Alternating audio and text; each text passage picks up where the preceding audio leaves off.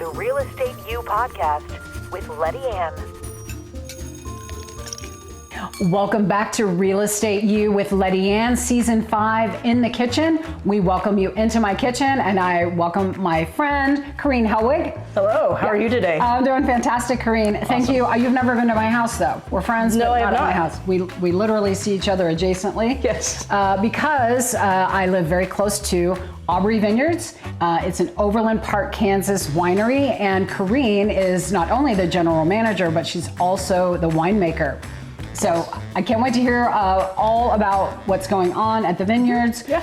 But let's start with, what does it take to, it's been an endeavor. I think we're approaching 10 years. I only know that because I live nearby. Right. What does it take to get started setting up a winery from a farm field? Sure, yeah, so let me just give a little brief background of how we got here today. So the owners of the company, they bought this 200-acre lot in 2010 and had it probably primarily as an investment at that time. And it was on the way back from a trip to Napa that they decided, maybe we could do a vineyard. And so we parceled off about 35 acres at this time to plant. We've got about just right around 6,000 vines that we have planted today. And right now, from that 6,000 vines, we're producing about 3,500 gallons of wine a year, but our vineyard has not reached its full potential yet, so there's nowhere to go but up. And then as things get better for us and we feel like, hey, we've kind of got this under our belt, we certainly have acreage to expand upon and plant more vines if that's what we'd like to do. But it's been growing, and you've seen us grow over the last several years. Growing. Yeah. Not only the vines or the grapes, but we paved and we have parking lots now. And here, just in December, 4 or 5 short months ago, we opened to the public on the premise. And so now we have our tasting room located here, as well as we still have our tasting room in downtown Old Overland Park, the original that opened in 2014. So starting on December 9th here, we started welcoming guests, and it has just exploded. Never in the ownership or my mind did we ever think within 4 or 5 months, we don't have enough chairs, I don't have enough places to put people, we're packed, and that's awesome. Yeah, so it's very exciting. Good problem to have. Yes, very good. Yeah, very so good. you don't want to grow too fast because Right. we all know what that does to a business, but you took your time in creating such a beautiful place over there. Over the years, and it wasn't something that was just slapped up. It was really well thought out. Right. I want to ask you, how many varietals do you have? Sure. So right now we're growing 10 different grapes, but with any single grape, you can make multiple wines. It could be a rosé. If it's a red, it could be a rosé or a red.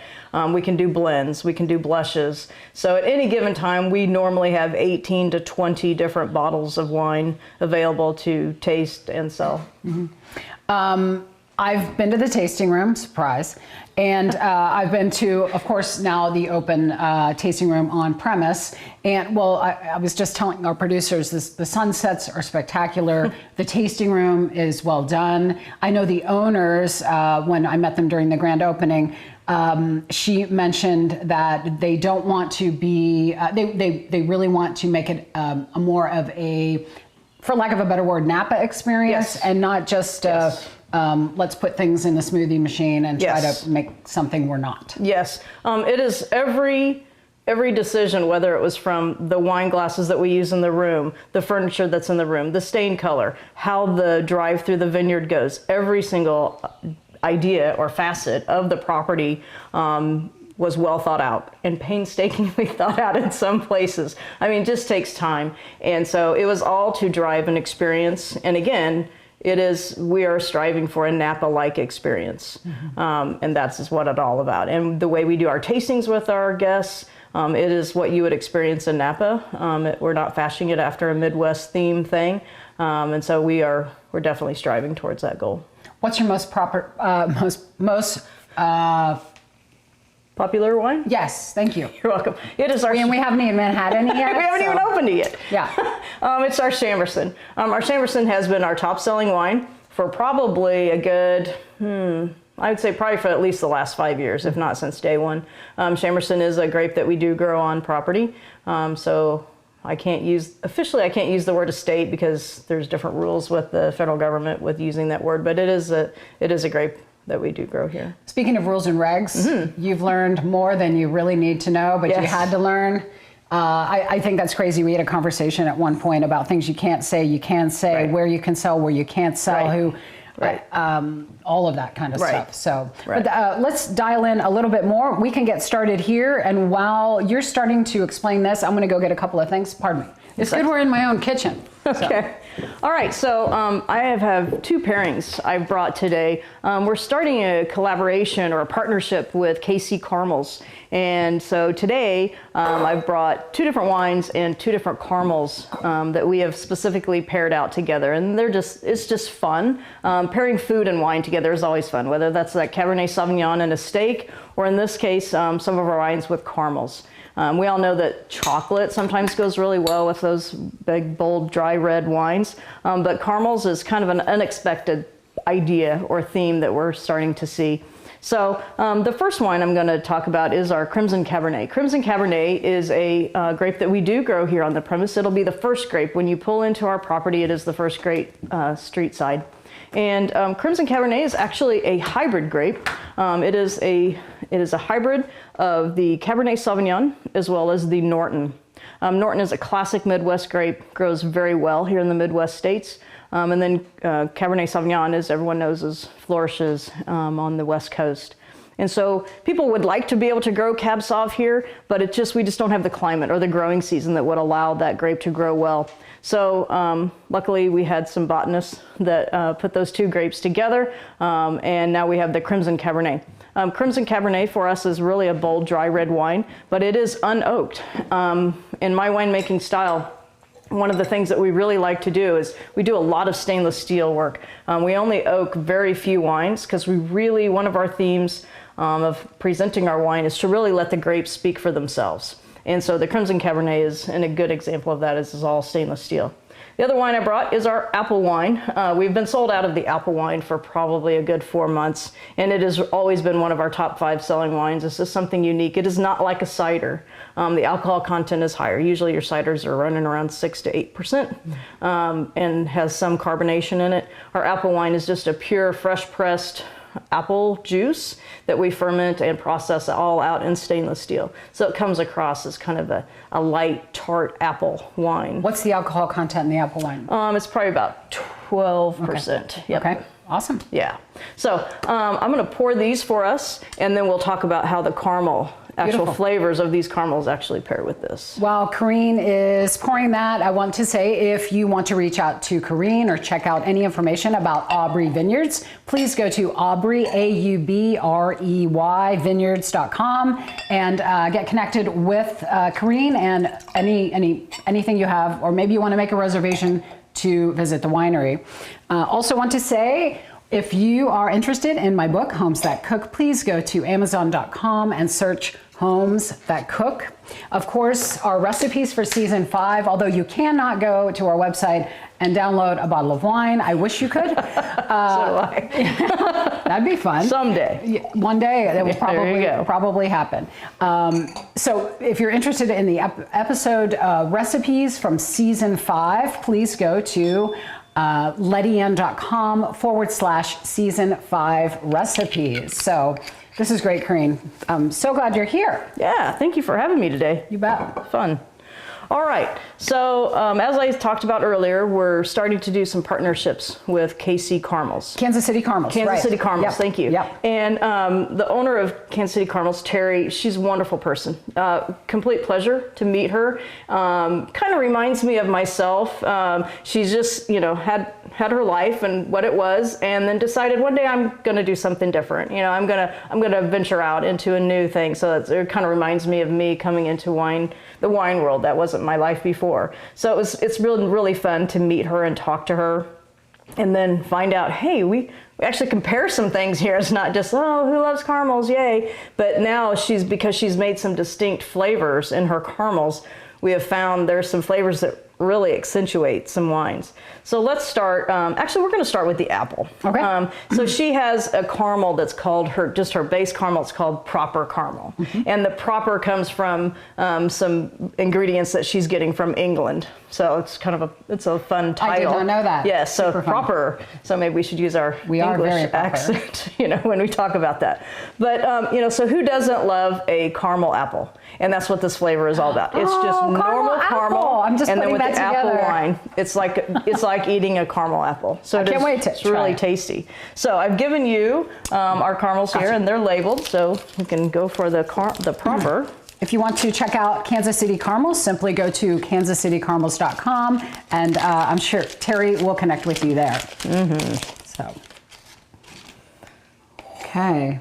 All right, so usually when we're doing a food pairing, I usually suggest sipping the wine first, Okay. just getting your base level with the wine. What does that wine feel like on your palate, taste, get all that soaked in, and then take a little bit of the food into your mouth, and then go ahead and start eating it, but then leave a little bit of residual and bring some more wine, and then it creates that experience on your palate that was completely different from the first sip. Can't wait. I love the science behind all of this. All right, and the cheers. pleasure. Salud.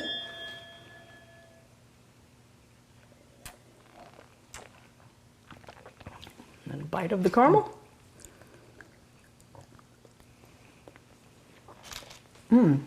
So good.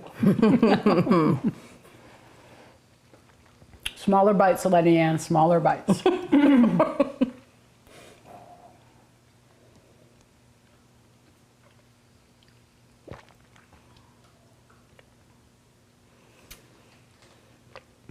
Oh my. Caramel apple. Oh my gosh. That's Isn't so that fun? good. That is so fun. But that's fun. And these kind of pairings for us are fun. I mean, we take winemaking very seriously. Our team that's going to do your tastings is going to take their job very seriously. But we also want wine to be fun. It should. We don't want pretentious. That's not what it's about. And I mean, what could be more fun than apple wine? I love it. I think everyone who's helping us here, our production team, is salivating right now. It's so. There's it's still absolute- more. Yeah, it's so good. Wow. All right. Yeah. I'm sure you want to move on. Yeah. But, Okay. Well, you Go talked ahead. about your tasting room and your staff. They're unbelievably knowledgeable about the wines, about the process. Even if you go for a tasting, they're going to ask you, what do you prefer? What do you like? Yes. I love how they ask questions. Yes. Just so they're presenting you with those 5 or Yes. 7 wines that might be more for you, meaning more for you and your Right. the way you are. Right. But I've probably had 4 tastings at your tasting room. Every time it's different because they're like, what do you like? I said, no, let's do something I haven't done before. And I'm always surprised, like your spritzed Catalba. Oh my, It's my new favorite. See? Yeah, me too. Yes. Spritz Catalba. Catawba. Catawba. CALTAWABA.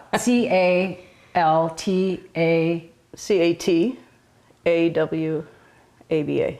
Yeah, it's a mouthful. But you made it flat, for lack of a better word. Yes, Straight. it's always been still. Still.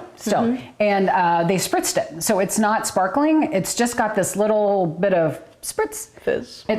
It's so good. Yes, So yes. I encourage you to go to the tasting room more than once, and they've got so many things to try, and sometimes they're out of things, and sometimes there's new things. So it's never the same experience twice. I love it. Yeah, thank you for talking about the experience because we do, I just in fact had a staff meeting with my team and I talked to about, congratulate them on doing such a great job in the room, but talk to them about, each one of our staff people we picked them for a reason. It wasn't because they know a lot about wine or had worked at a winery or any of that. It was that they had a characteristic in their personality that they could communicate with people and present things. And so with the exception of a couple of them on the staff, most of them came to us with 0 wine knowledge, and they've learned it all from us.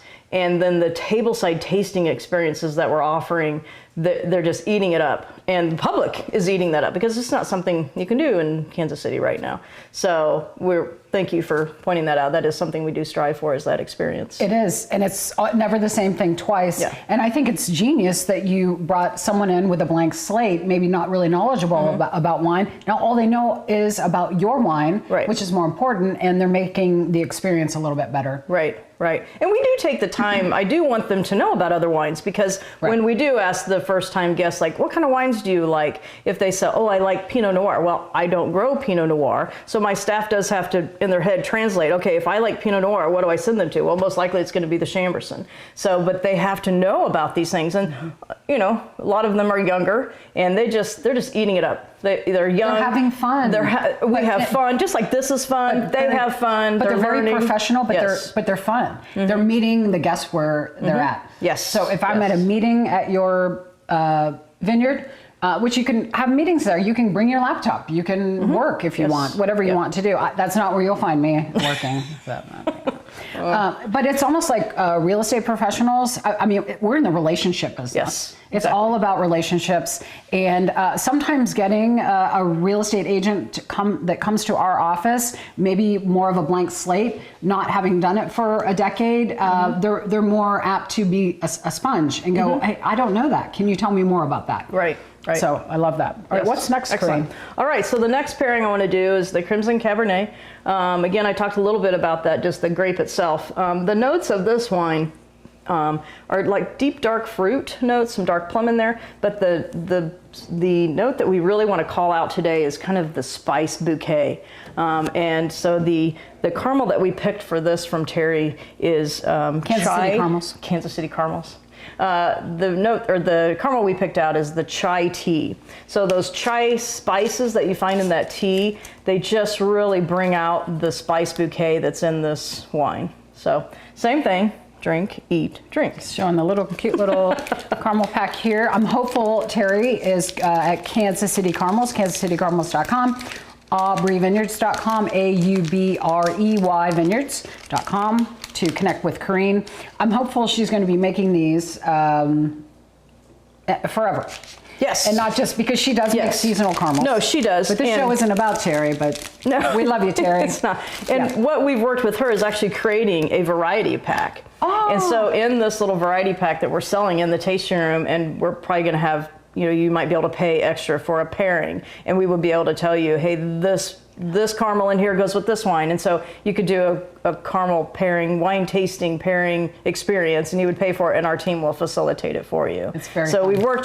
She brought us a ton of caramels, and it was a terrible day. We had to sit and Wasn't it? I feel sorry for you. Eating and drinking, trying to find that perfect pairing, and we've come up with this variety pack. So it's fun to have. Let me just say, they don't just do caramel pairings with wine. They've got cheese pairings. They have cookie pairings.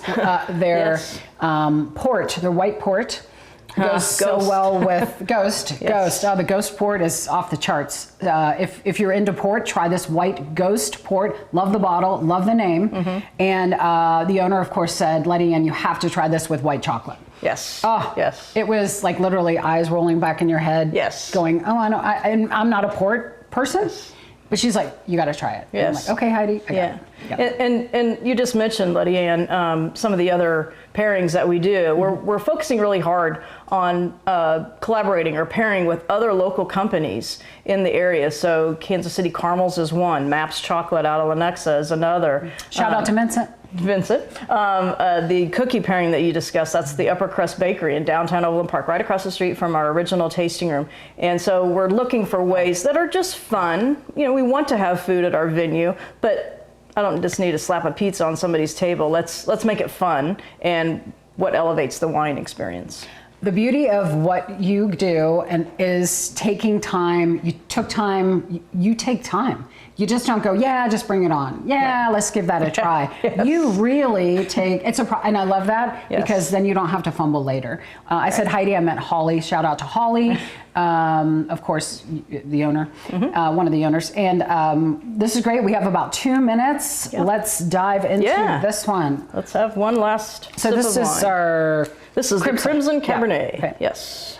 All right. So notes of any cardamom in here or no? There is some notes of cardamom, cinnamon. Okay. We kind of bundled that into a holiday spice idea for description, but that's what's playing with this chai tea.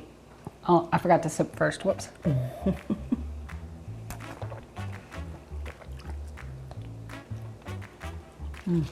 Whoa. Whoa. And I love the chai tea caramel anyway.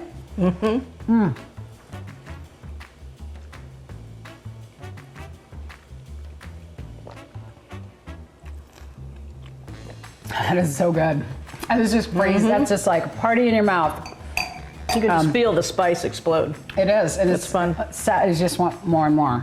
Yeah, but we are out of time, so we cannot have more with you today. We thank you for tuning in to Real Estate U with Lettiann, Season 5 in the kitchen. Thank you, Karine Hellwig, for being here. She is a winemaker and general manager at Aubrey Vineyards in Overland Park, Kansas. Don't discount it being a Kansas winery. It is a wonderful experience, not only in your palate, but also at the vineyard itself, on, as you call it, on premise. On premise. The Vineyard. Thank you so much for tuning in. If you have questions for me or Karine, please email us, realestateu, as in university, realestateu with Lettiann at lettiann.com. We look forward to hearing about your wine experiences, your experiences at Aubrey Vineyard, and any questions you may have about this or any of the other episodes. So thank you so much for watching, and we'll see you next time. The Real Estate U podcast with Lettiann.